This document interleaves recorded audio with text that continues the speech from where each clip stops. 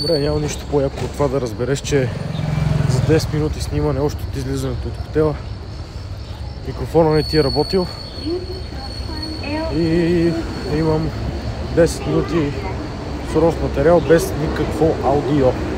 Та, ако мога пак да кажа какво се случи от сутринта, станах в 5, тъй като часовата разлика беше огромна, което не е само едната причина. Другата причина е, че от снощи носа ми е страшно запушен, главата страшно много ме боли, а през целият полет, който беше от Франкфурт до Китай, беше 10 часа. От тези 10 часа аз успях да спа 3.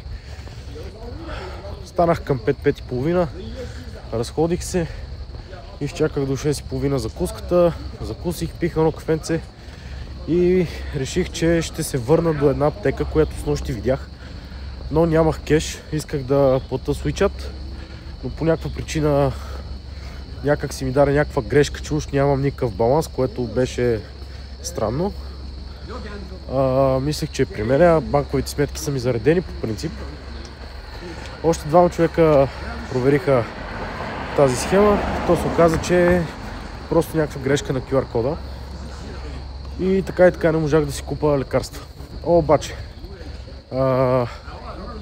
нещо, което направих, първо, преди малко отидох до аптеката, взех си хапчета за глава, взех си спрей за нос, поне това го оправих.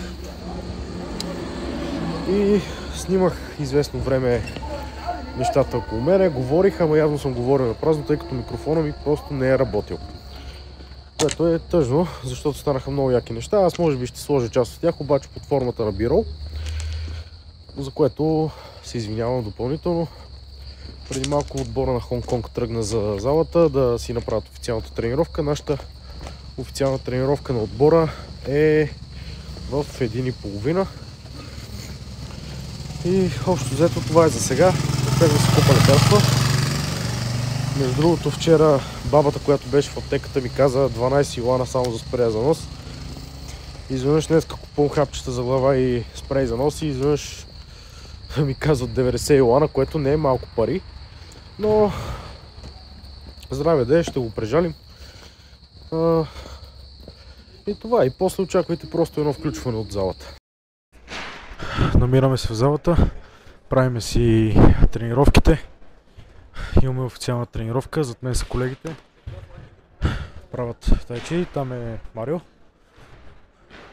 Аз си направих формите, изморих се. И общо взето това правим днеска, после чакаме откриване.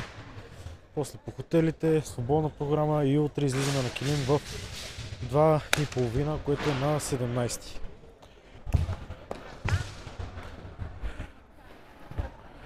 Дойдохме на официална тренировка. Официална тренировка и е ужас. Нямаме оръжие и майката. И аз да направя някакви ножове освен.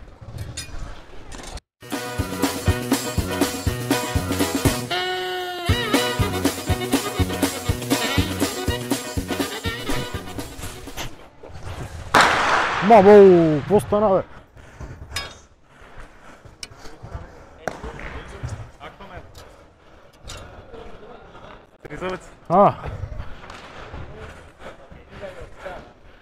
Хамата с ножовете. Тук наблюдаваме нашия съотборник. Това е биричка.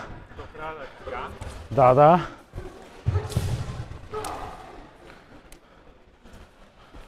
Кликни малко повече. Да. Днес са официалните тренировки. Утре...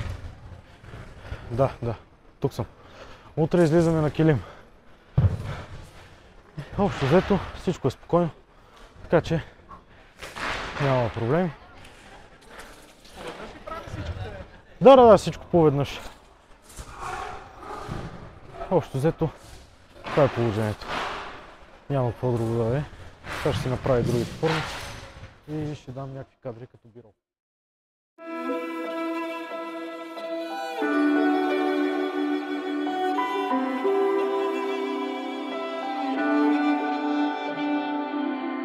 I was standing, staying still, never said what I feel. And every time I took the blame, carried all this quiet shame. Cause all the pressure in my chest, I've gotta fight to catch my breath. When every step still feels the same, trying not to break. Where do I go from here? Maybe I'll disappear. If I don't try, I'll never know. I'm waiting on you. Where do I go from here? There will be no more tears. Kill the doubt, feed the fire, hear the voice inside.